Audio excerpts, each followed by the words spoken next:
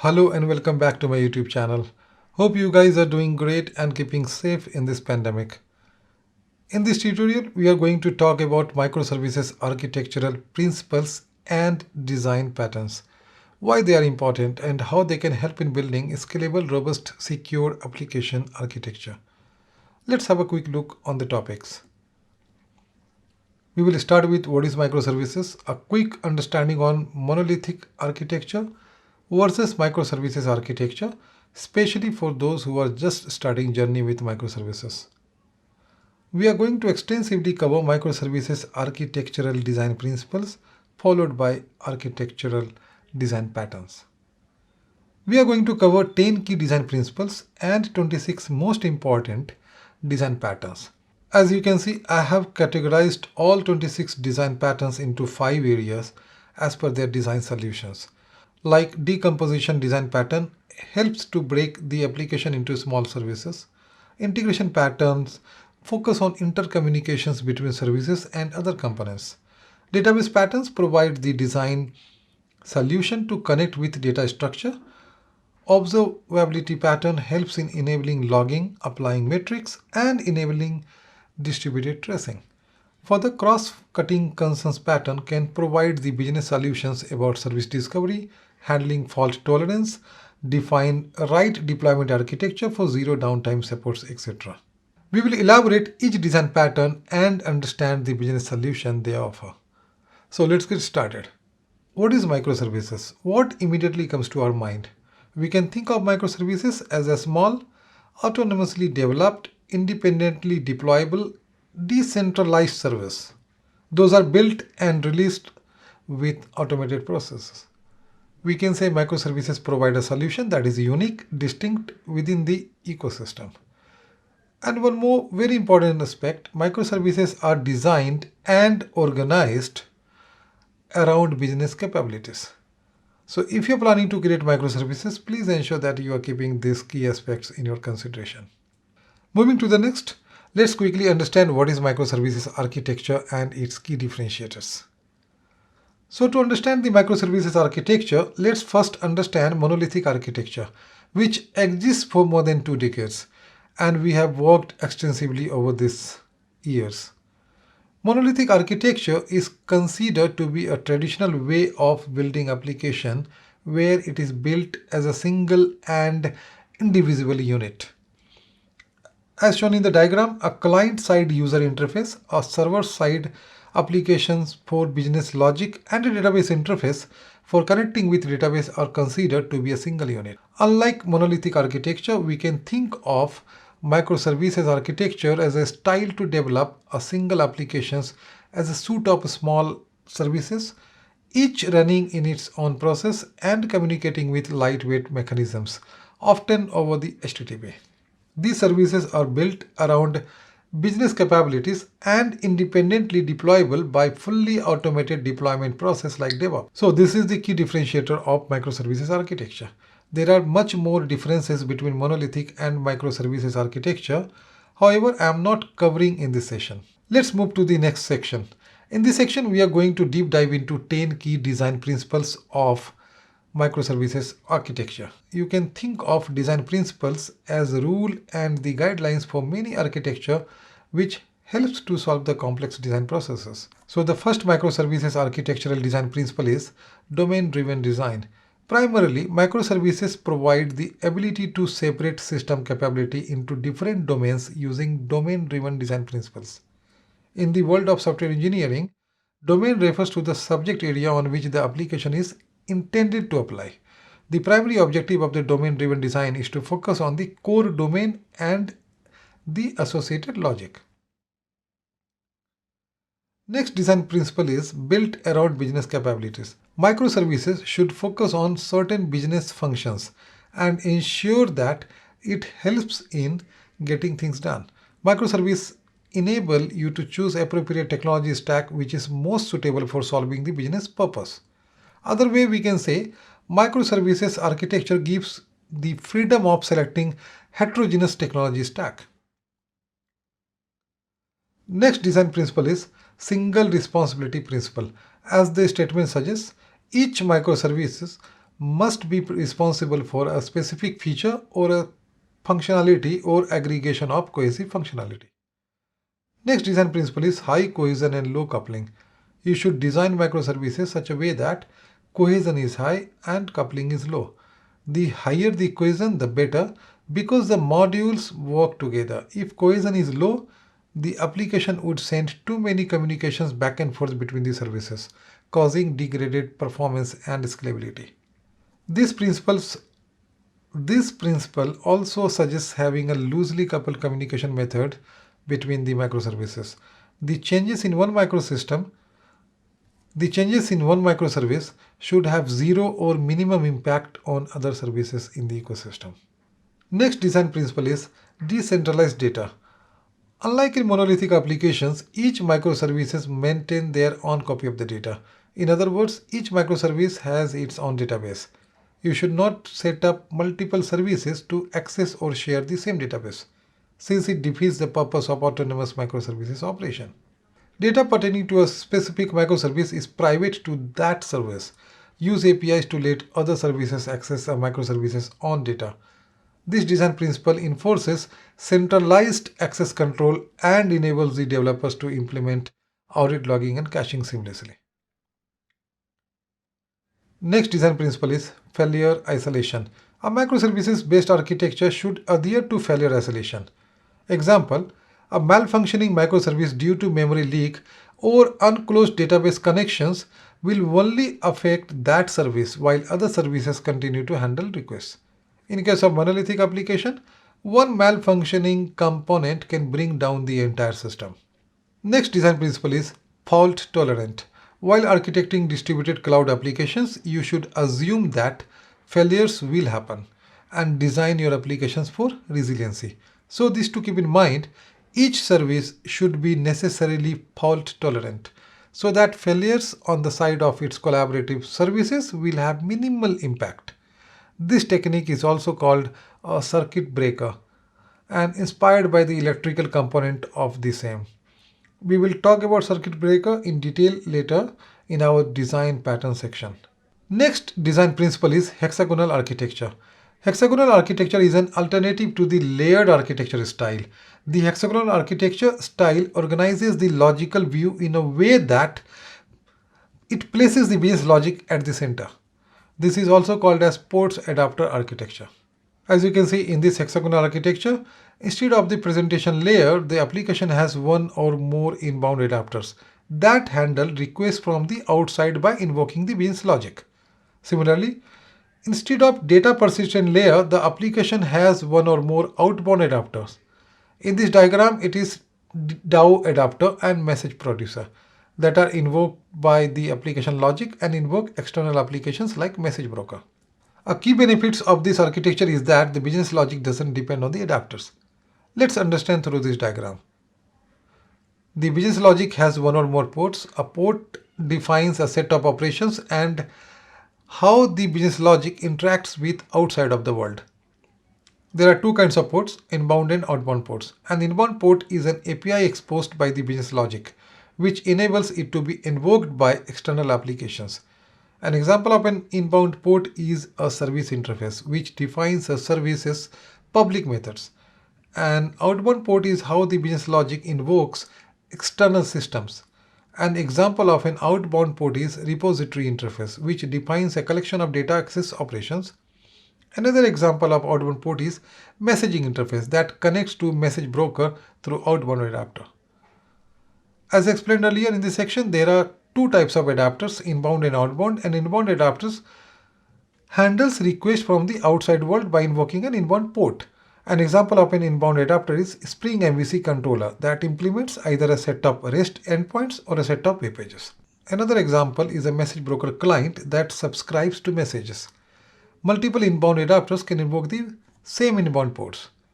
An outbound adapter implements an outbound port and handles requests from the business logic by invoking an external applications or service.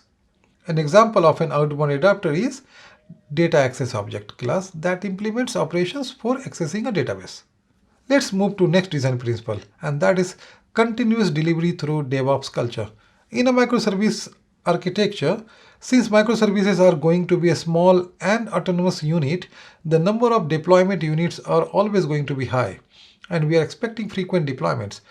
That is the reason an automated solution is needed. This can be achieved through automating the build and deploy process through orchestration tools like Jenkins or any other similar tools, and by having a DevOps team. I'm also planning to create a video on orchestrating microservice deployment with DevOps. You can check out in coming week. I request you to please subscribe my channel and enable notifications to get latest update about my videos. Okay, coming back. Next design principle is continuous monitoring and distributed tracing. For designing a microservice architecture, this is necessary step while following microservices design principles that it is important to establish a process for actively monitoring the microservices in order to make sure the functionality stay up to the mark in terms of speed, responsiveness, and overall performance of the service. Next design principle is continuous monitoring and distributed tracing.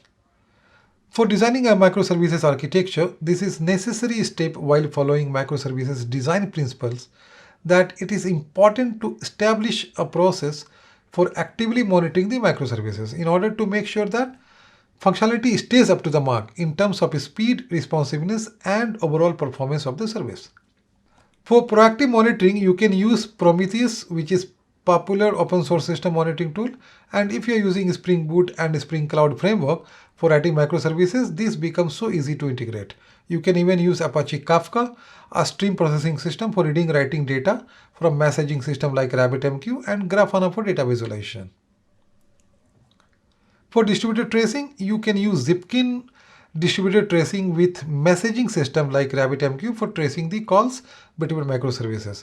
Distributed tracing can help to analyze network issues, latency issues, or even tracing the service calls. I'm going to explain more about distributed tracing during our design pattern discussion. I hope all these design principles would help you in solving design challenges in microservices architecture. Let's move to the next topic, and this is microservices architectural design patterns. In this section, we are going to review 26 most important architectural design patterns. These design patterns can help you to design scalable, robust, and secured microservices architecture. We'll start with decomposition patterns. And in this section, we are going to talk about our first design pattern, which is decompose by business capabilities. One of the strategies for creating a microservice architecture is to decompose by business capability. A concept from business architecture modeling, a business capability is something that a business does in order to generate value. And an organization's business capabilities capture what an organization's business is. An organization's business capabilities are identified by analyzing the organization's purpose, structure, and business processes. For example, the business capabilities of an online store would be product catalog management, where we will list the products. Second will be inventory management for stock check. Third will be order management to book it for customer, and delivery management related to product shipment. In decomposing by business capability pattern, each business capability can be thought as a service. Second design pattern in decomposition pattern is decompose by business subdomain pattern. This pattern defines services corresponding to domain-driven design subdomain. You can think of a domain consists of multiple subdomains. Each subdomain corresponds to different part of the business. And each of these subdomains will map to service. The subdomains of an online store would be, again, product catalog, inventory management, order management, delivery management. Next design pattern in decomposition category is strangler pattern. The strangler pattern is a popular design pattern to incrementally transform your monolithic application into microservices by replacing a particular functionality with a new service. This pattern is very much useful where we plan for refactoring of monolithic application. Whole objective is, once the new functionality is ready, the old component is strangled. The new service is out to use and the old component is decommissioned altogether in monolithic application. The same can be seen in the diagram. Eventually, monolithic application sizes shrunk over the period as the number of microservices grows in the new application. Next design pattern is bulkhead pattern. The term bulkhead is borrowed from cargo ships. In a cargo ship, the bulkhead is a wall built between different cargo sections, which makes sure that a fire or flood in one section is restricted to other section and other sections are not impacted. You have surely guessed what we are trying to suggest. Failure in one service or a group of services should not bring down the entire application. To implement the bulkhead pattern, we need to make sure that all our services work independently of each other and failure in one will not create a failure in another service. Next design pattern is sidecar pattern. This pattern is named sidecar because it resembles a sidecar attached to a motorcycle. In this pattern, the sidecar is attached to a parent application and provides supporting features for that application.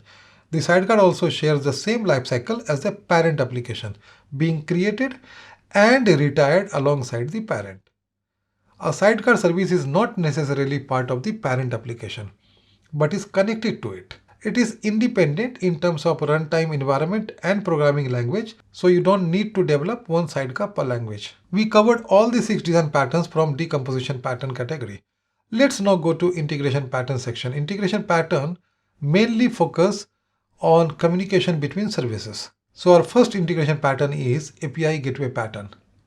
When we design and build large or complex microservices-based applications with multiple client apps, a good approach to consider can be an API gateway. This is a service that provides a single entry point for certain group of microservices. The API gateway is responsible for request routing, API composition, and protocol translation.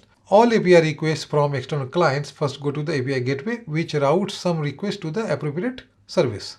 Therefore, the API gateway sits between the client apps and the microservices. It acts as a reverse proxy, routing requests from client to services. It can also provide additional cross-cutting features such as authentication and authorization, service discovery integration, response caching, SSL termination, retry policies, circuit breaker, and quality of service, rate limiting and throttling, logging, tracing, correlation, headers, query strings, and claim transformations. Next integration pattern is aggregator pattern. In microservices architecture, as services are relatively small in size and typically it implements a single task, multiple distributed and decentralized services need to be identified and aggregated to serve a full-fledged business functionality. Through aggregator pattern, we design services such a way that the user makes a single call to the aggregator service, and the aggregator then calls each relevant microservices, collects chunk of data from various microservices, and returns an aggregate for processing. Now let's come to the next integration pattern, proxy pattern. Proxy microservices pattern is a variation of aggregator model.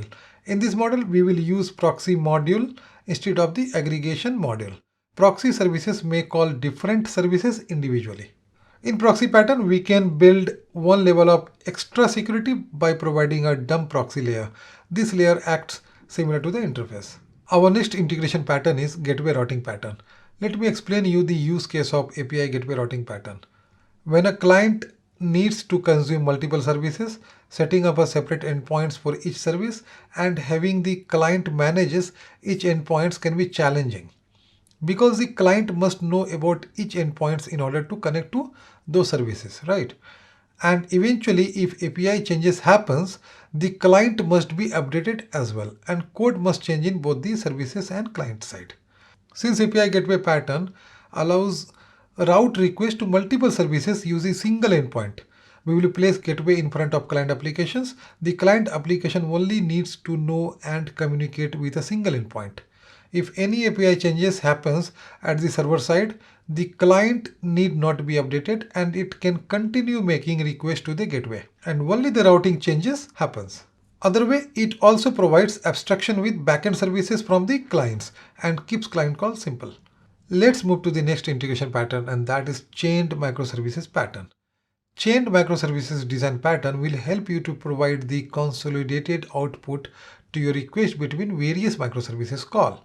So to understand, in chained pattern, all the services will be chained up in such a manner that the output of one service will be the input of the next service.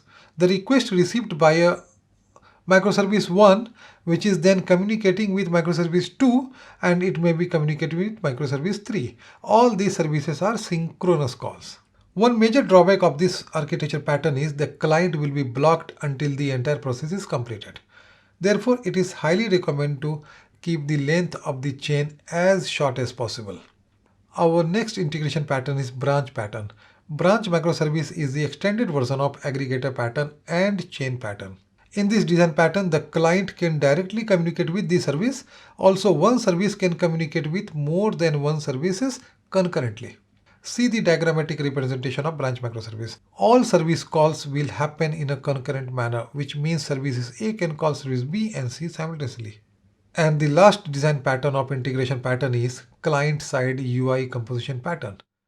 This pattern can help to solve the problem of how to implement a UI screen or page that displays data from multiple microservices.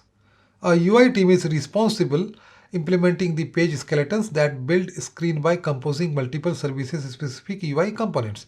Each of these UI composition microservices are responsible for a small UI area on the screen. A composite UI approach that's driven by microservices can be more challenging or less so, depending on what UI technologies you are using. Let's take a look at the collection of data management pattern.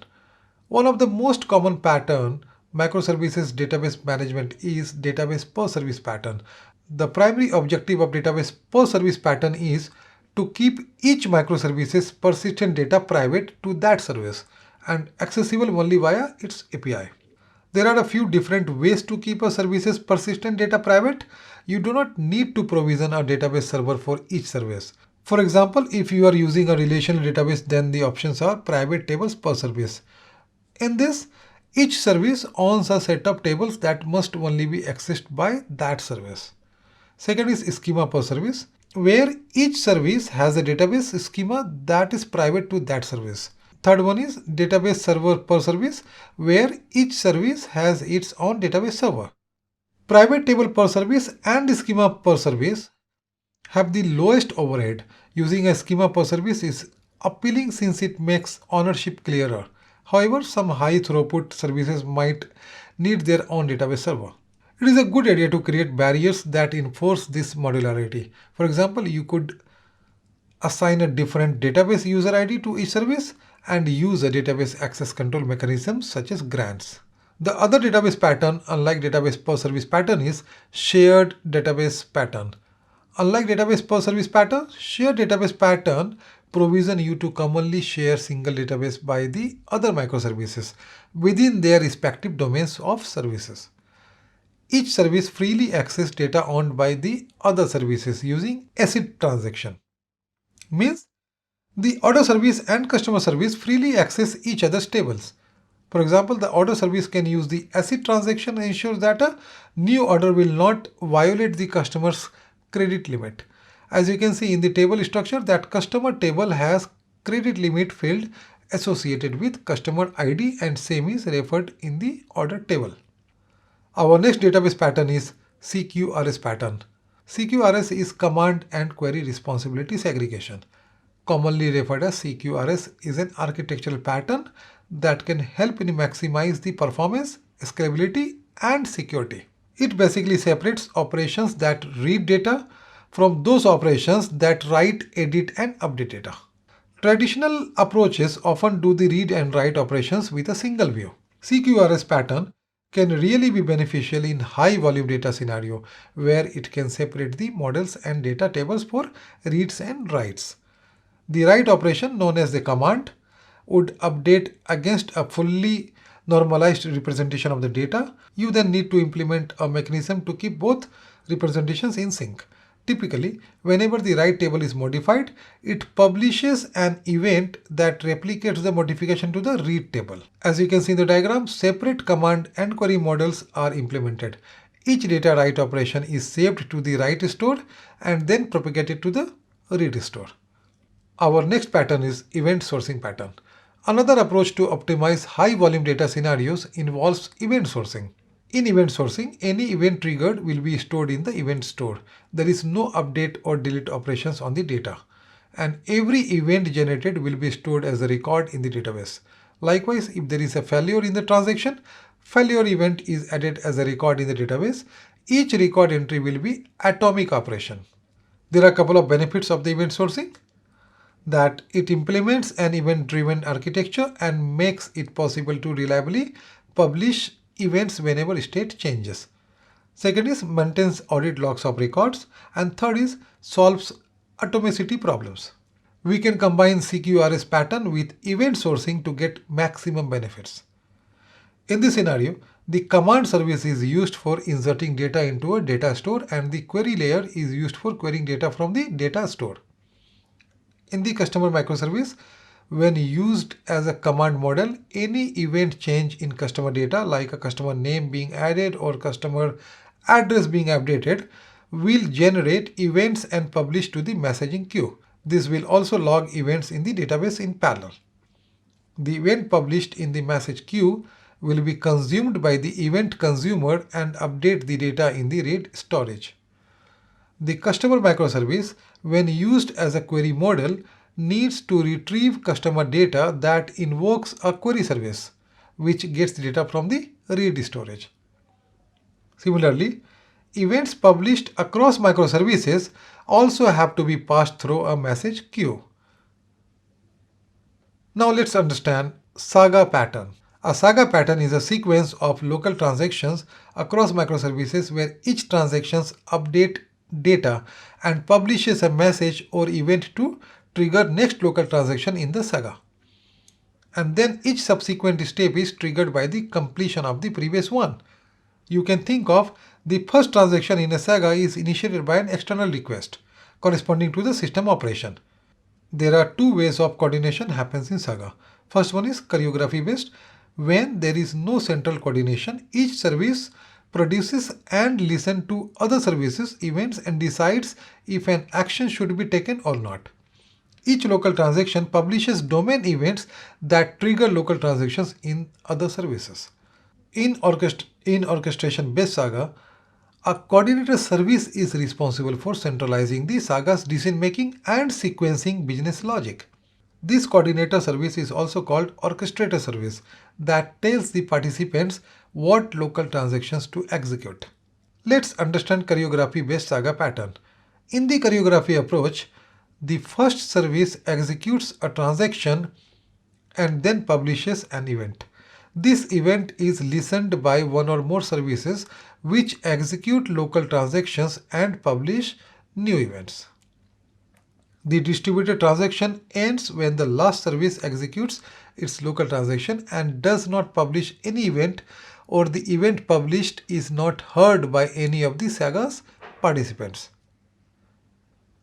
The distributed transaction ends when the last service executes its local transaction and does not publish any events, or the event published is not heard by any of the Saga's participants. Let's see how it would look like in our e-commerce example. Order service saves a new order, set the state as pending and publish an event called order created event. The payment service listens to order created event, charge the client and publish the event build order event. Now the stock service listens to build order event, updates the stock, prepares the products bought in the order and publish order prepared event. Now the fourth service, which is delivery service, listens to order prepared event and then picks up and delivers the product. At the end, it publishes an order delivered event. Finally, order service listens to order delivery event and set the state of the order as concluded. If a local transaction fails at any point in time, then the Saga executes a series of compensating transactions that undo the changes that were made by the preceding local transactions in all these services. Now let's talk about orchestration-based Saga pattern. In orchestration-based Saga pattern, we can simply think of a centralized service who can work as an orchestrator that manages all the transactions and directs the participant services to execute local transaction required to complete the sequencing or workflow of business logic. In this case, entire sequence and activities will be remaining as it is, and the event data will be aggregated by orchestrator service. The entire business calling workflow will remain as is. Let's move to observability section. Observability measures the health of microservices across the architecture and their supported business transactions. This is must have within a distributed system filled with hundreds of isolated and eventually consistent components. Observability is built on majorly three pillars: logging, metrics, and traceability. We will cover all these three components in this section. Let's check out first log aggregation pattern. This log aggregation pattern can be used to retrieve log data from individual microservices log store and further writes to the central log store. These centralized logs can be used for audit purpose and later can also be used for doing any kind of issue debugging. For collecting logs from various microservices, we can use log data collector like Apache Kafka, Beat, or Logstash, or even Fluentd to collect the logs from microservices. We can even use Apache Kafka log appender to output the logs message to Kafka cluster. From Kafka cluster, we can ingest the message to Logstash or Fluentd. And while ingesting the log messages, we can even transform the log information as we want. We can further use any data visualization tool like Kibana to visualize these logs. So we have set up log aggregation framework. Let's understand why this log pattern is so much important in microservices ecosystem. Please remember, when we deploy the microservices in containerized environment like Kubernetes or any other container orchestration environment, as you are aware, containerization has its own characteristics in terms of running the microservices as a container inside pods, that it changes every time. It doesn't have any fixed physical or network address for the container, and it also do not have permanent storage. That is the reason we need to pass the logs and need to structure the logs at source. When we say log structuring, we are talking about defining proper tags: log timestamp, capture container ID and name, capture source ID, event types, names, client type, etc. Now let's focus on performance metrics. Performance metrics pattern, since we run multiple microservices in single ecosystem to serve the business purpose, it is very much important to know how are they performing time to time. For monitoring the service performance, we need to set up continuous performance monitoring. To do so, we can use Prometheus, which is open source system monitoring toolkit and supports a multi-dimensional data model with time series data identified by metric name and key value pairs. Let me add, Prometheus is not an effective application performance monitoring tool. It even doesn't do distributed tracing or any kind of end user monitoring. It focuses solely on server side metrics, range from infrastructure level metrics like CPU, memory, disk utilization to application level metrics such as service request latency and number of requests executed and all. If you are developing microservices with Java Spring Boot, you can use Actuator with Prometheus client libraries to collect various metrics data, and later you can integrate Prometheus server with Grafana to visualize the metrics data. I have already created one detailed video on mastering microservices with Spring Boot and Spring Cloud, where I have shown live example to enable Actuator. You can refer the same. I will put the link in the description box. Next observability pattern is distributed tracing pattern. Distributed tracing plays a vital role in identifying the service performance bottlenecks, network latency problems between services calls, time spent in a service, auditing, recovery, or replaying a chain of events in the order they occurred. You can easily enable distributed tracing in microservices architecture by implementing Zipkin tool, which is one of the widely used open source solution. You can use message broker like RabbitMQ for collecting data stream from various services. As we can see in the diagram, all the services logs coming to message queue and further ingested to Zipkin for dashboard review and data store. Zipkin does this by maintaining the unique trace ID in each service's log file. Zipkin Web UI dashboard also presents a dependency diagram showing how many traced requests went through each service. This can help to identify aggregate behavior, including error paths or calls to services. You can even use Jagger tool, which is quite similar to Zipkin. As I mentioned earlier, I have created detailed video on mastering microservices with Spring Boot and Spring Cloud, where I have shown live example of how to set up Zipkin and RabbitMQ, and also have provided source code for implementing Zipkin with Spring Boot and Spring Cloud components.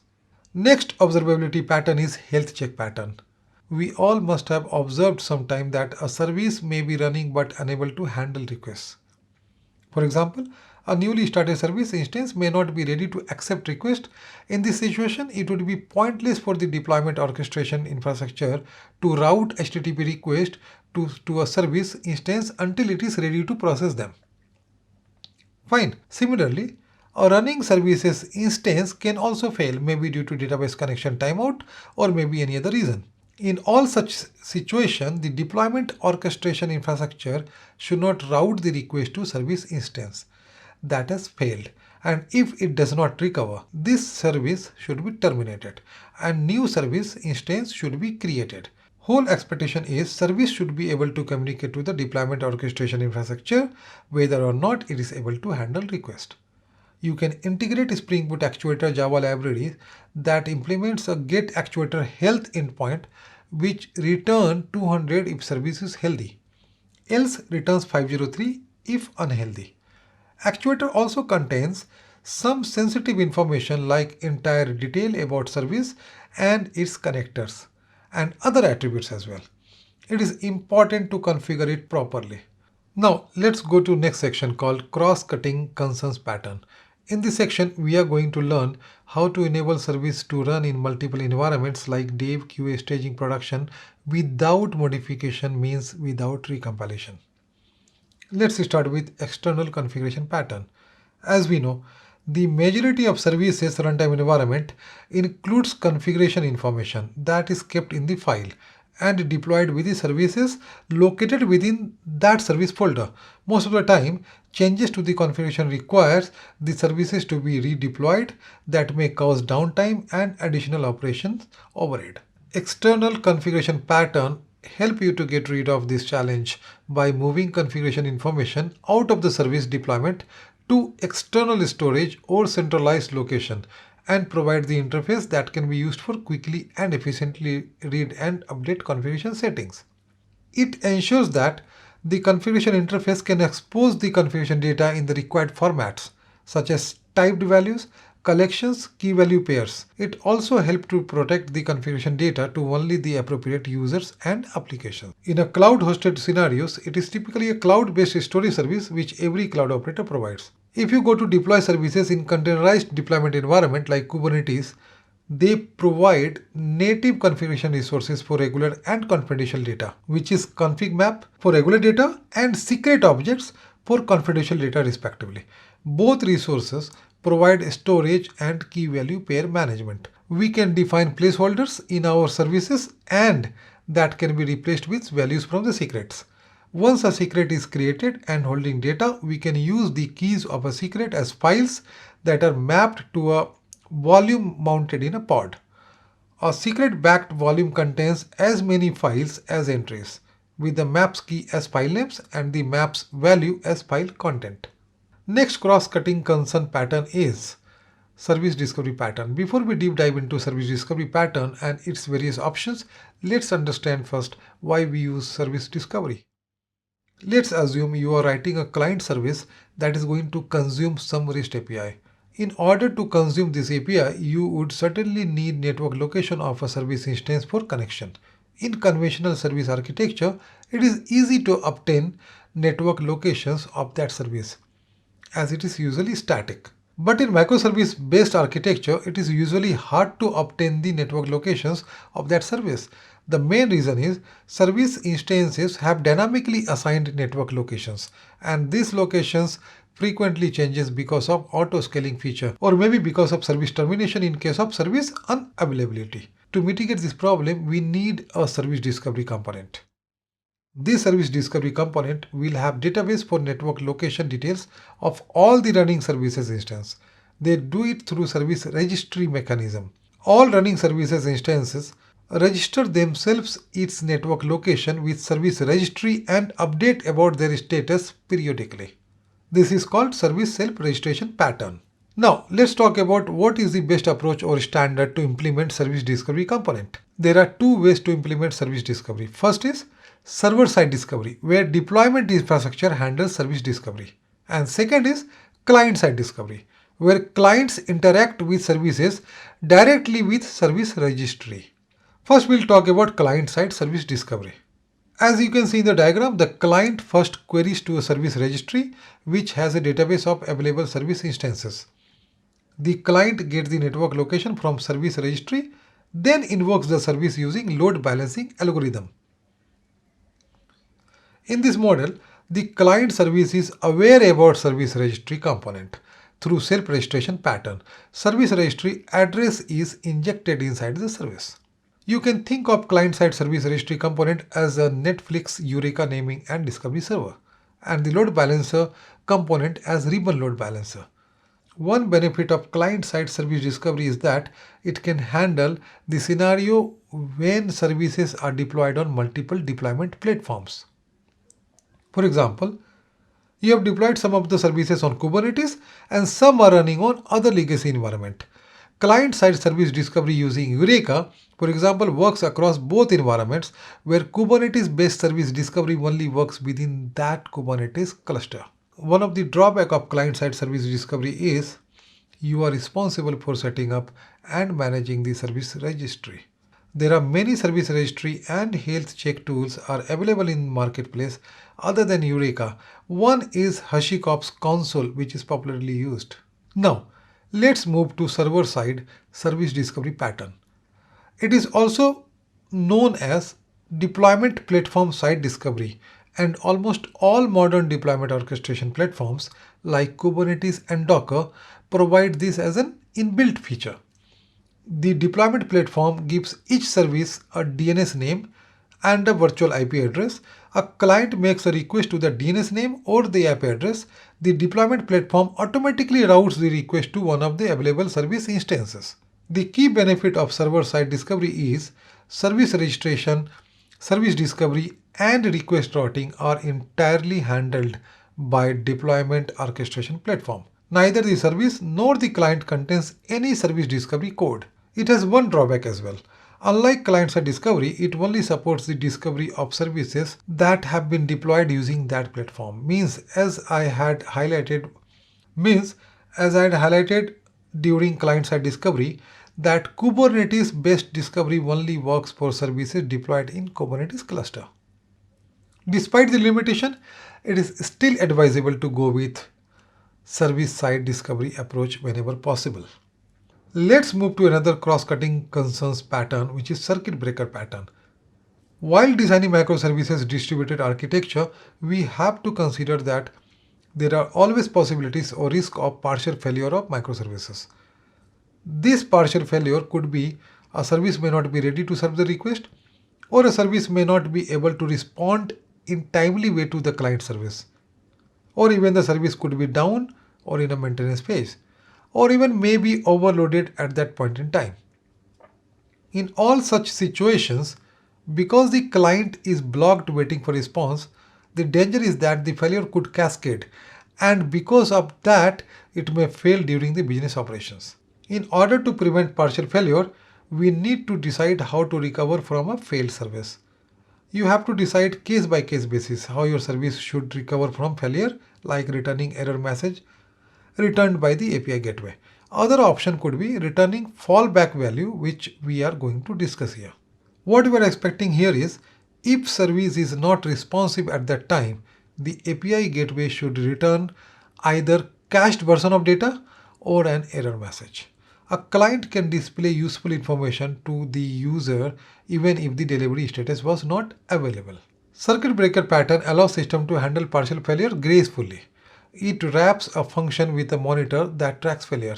Circuit breaker has three states: closed, open, and half open. In closed state, everything is normal and all calls are passes through to the service, and circuit breaker remain in a closed state. When the number of failures exceeds as per the predefined threshold, the breaker trips and goes into open state. In open state, the circuit breaker returns an error for calls without executing the function. In half open state, during timeout period, the circuit switches to a half open state to check if the underlying problem still exists. If a call fails in the half open state, the breaker is once again tripped and goes to open state. If call succeeds, the circuit breaker resets back to the closed state and normal operations continues. If you are using Spring Boot, you can use the circuit breaker implementation from Netflix Hystrix fault tolerance library. Couple of benefits of circuit breaker are: first, it helps to add logic for a fault tolerant system, and second, it can handle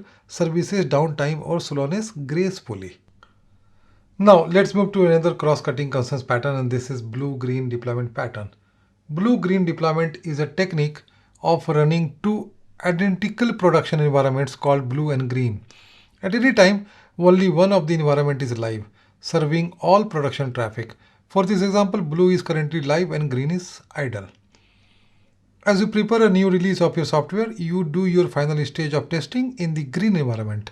Once the software is working in the green environment, you switch the router so that all incoming requests go to green environment and the blue goes idle. Blue-green deployment also gives you a rapid way to roll back. If anything goes wrong, you switch the router back to your blue environment. Once you have put your green environment live and it is stable, you then use the blue environment as your staging environment for the final testing step for your next deployment. When you are ready for your next release, you switch from green to blue in the same way that you did from the blue to green earlier. That way, both green and blue environments are regularly cycling between live, previous version and staging the next version. Let's move to another cross-cutting concerns pattern, and that is canary deployment pattern. This is one of the modern deployment model. Canary release is a technique to reduce the risk of introducing a new software version in production by slowly rolling out the change to a small subset of users before rolling it out to the entire infrastructure and making it available to everybody. In other way, you can think of canary deployment as a staged release, where we roll out a new version to a small part of the users list, so they may test it and provide feedback. When you are confident with the new version, you can roll out to the rest of the user. Now we understand how canary deployment can help planning a staged release. Let's understand now how organization can define different strategies to choose which users will see the new version. A simple strategy is to use a random sample. However, some companies choose to release the new version to their internal users and employees before releasing to the rest of the world. Another more sophisticated approach is to choose users based on their profile and other demographics. As you gain more confidence in the new version, you can start releasing it to more servers in your infrastructure and routing more users to it. So we talked about what is canary deployment, how staged release can be planned, what are all the different strategies organization can adopt. Now let's understand how canary deployment work. We have two ways of deploying updates. First is rolling deployment and second side-by-side deployment. In a rolling deployment, we roll out the changes in few instances at a time. Say for example, you are running 5 instances of single microservices in containerized environment. You can roll out new version to only a single container. As soon as the canary is running in a single container, a few users can see the updates.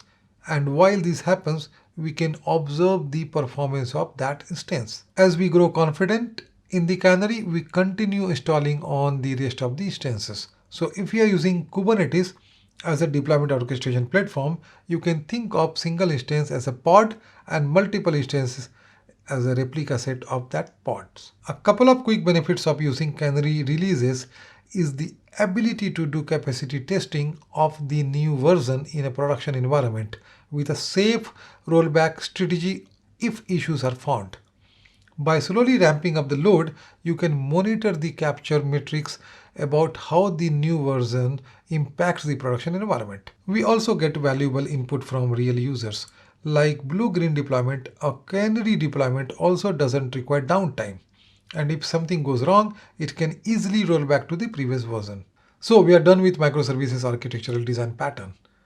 So far we have covered 10 key microservices architectural principles and 26 most important architectural design patterns. Please write to me in comment box if you guys found this tutorial useful and informative. Feel free to reach out to me on my email address if you guys have any queries or have any suggestions. I will be happy to revert you. Please check out my other video on microservices with Spring Boot and Spring Cloud. If you guys found my video informative, please like the video and share to your friends and colleagues. Please subscribe my channel if you have not subscribed yet. This really means a lot to me. Thanks for watching. See you until next time. Bye bye and take care.